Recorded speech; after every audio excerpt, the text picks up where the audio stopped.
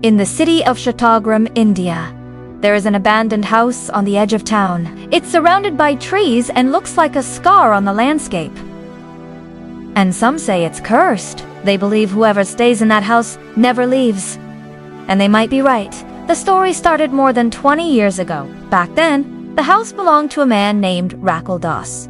He lived there with his wife, Mala, and their young daughter, Nadia. One day, Rakul disappeared. 1 minute he was there, and the next, he was gone. The police never found him, so his wife and daughter were left alone. They say it was hard for Mala to live there without her husband, so after 2 years, she went to stay with relatives in Chittagong. Nadia was left behind with strict orders not to tell anyone that her parents had split up. The locals knew about Raquel's disappearance, but they didn't know why he'd left. And there were plenty of theories. Some said he'd run away because he was ashamed he couldn't provide for his family. Others said he'd taken his own life, or worse. They said he'd done something terrible and had to hide. People spoke in hushed tones about the house at the edge of town. They called it that room because it had been locked since before Nadia was born. It's unclear how long Nadia stayed in that house, but one day, she got a letter. It was from her parents' lawyer. The letter explained that Rakul had never filed for divorce, which meant that when he disappeared, he was still married to Mala. This also meant that the house belonged to Nadia. By law, it was hers. She was all grown up now. The lawyer suggested that she'll come take possession of the property. As soon as Nadia read the letter, she had to return home. On her way to the village, she rode past the house. She saw the cracked concrete steps leading up to the front porch, the peeling paint on the windowsills, the overgrown garden. Nadia had not seen any of this in almost 20 years, but she felt drawn to it, as if some part of her wanted to go back. When she arrived, the front door creaked open, as if inviting her in. Nadia took a deep breath and stepped inside. It smelled like dust and decay. Spiderwebs decorated the corners, and cobwebs lay on the floor like old, dirty carpets. As Nadia walked through the rooms, memories flickered through her mind. She saw her mother laughing in the kitchen, stirring a pot. She saw her father sitting in his reading chair, smoking a pipe. She saw herself as a little girl drawing pictures on the floor. Then she noticed that her drawings were still there, stuck to the wall with tape. She stopped and stared at them. They were childish scribbles. Really? Nothing special, but she'd put so much emotion into them, colored pencils and glittered glue and stickers. It must have been weeks since someone had swept the floor. The dust swirled around her feet as she walked down the hallway. At the end was a closed door. Nadia hesitated, then walked toward it. The air grew colder. She knew this door well. It had been locked since before she could remember. All she knew was that her father locked it every night without fail, without saying a word. She found the key in the old rusty key bowl and inserted it into the lock. It was stiff at first, but then she heard a click. The door opened. Nadia gasped. The room was empty. There was no furniture, no windows, just a floor and 4 bare walls. The air inside was silent. Not quiet, silent. It was as if sound itself couldn't reach that place. Nadia stepped inside. She examined the corners and walls, but there was nothing.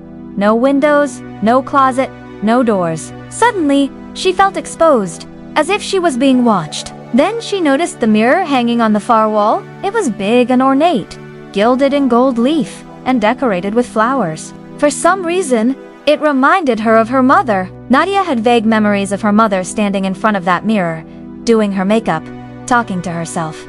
Nadia's mother was beautiful. Long black hair, almond eyes, full lips. She was the kind of beautiful that people stopped and stared at. But she rarely smiled. Sometimes at night, Nadia would hear her mother crying in the bathroom. Maybe she was crying in the mirror. As Nadia stood there staring at the mirror, she could have sworn that she saw a fleeting glimpse of her mother's face staring back. Nadia shook her head. It must have been the flickering light from the bulb overhead. She stepped closer to the mirror. Her reflection stared back. She tilted her head. The reflection mimicked her. Nadia smiled. The reflection didn't. Nadia frowned. The reflection frowned back. Then she noticed something strange. Behind her reflection, there seemed to be another figure. Nadia turned around, but there was no one behind her. Then she looked back at the mirror. The other figure was gone. Nadia rubbed her tired eyes and tried to shake off the long journey. She needed to get some rest. She decided to sleep in the living room. The next morning, she would go back to the city. Around 3:17 a.m., Nadia woke up gasping for air. Her throat felt tight, and her chest burned. It was freezing cold, and yet she was sweating. Then she heard it. Slow footsteps dragging on the stairs. She froze and listened. They came again, dragging, heavy. She stood up and crept toward the stairs. The footsteps came again. She raced up the stairs and found herself in the hallway. She turned on the light, and the footsteps stopped. Nadia called out, "Hello, is anyone there?" No answer. She walked to the end of the hallway, where the door stood ajar. Nadia hesitated, then pushed the door open. Inside, the room was bare, just like before. The mirror hung on the far wall, and in its depths, Nadia saw her reflection. She stared at her own eyes. They were wide and frightened. Beside her in the mirror, another pair of eyes stared back. They were older, sadder, hopeless. Nadia screamed, "Who are you?" The figure in the mirror seemed to smile. Nadia stumbled back. She fell against the door. It slammed shut behind her. Nadia pounded on the door. "Help somebody! Please help me!" But no one came. The footsteps started again. Slow, dragging, getting closer. Nadia ran. She threw herself against the door at the end of the hallway. She didn't care which room she entered. She just needed to get away from those footsteps. The door swung open. Nadia slipped inside and locked it behind her. She leaned against the door, panting, tears streaming down her face. Then she saw a desk in the corner. On it was a diary. Nadia picked it up. It was small and covered in leather. The pages were filled with her father's handwriting. Nadia flipped through it, searching for answers, but most of the pages were torn or smeared with ink. Then she noticed one sentence, underlined again and again. "She hears everything from the silent room." Nadia shivered. Was her father talking about this room?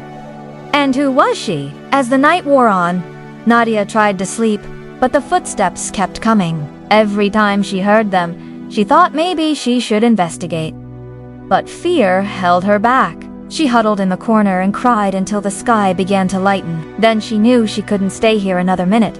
She fled the house. Later that morning, she returned to the city. She moved to another apartment, changed her phone number, told no one about her ordeal. She tried to forget about the house at the edge of town, but sometimes, exactly at 3:17 a.m., the lights flicker in her new apartment, and in the mirror above her sink, a shadow appears, waiting.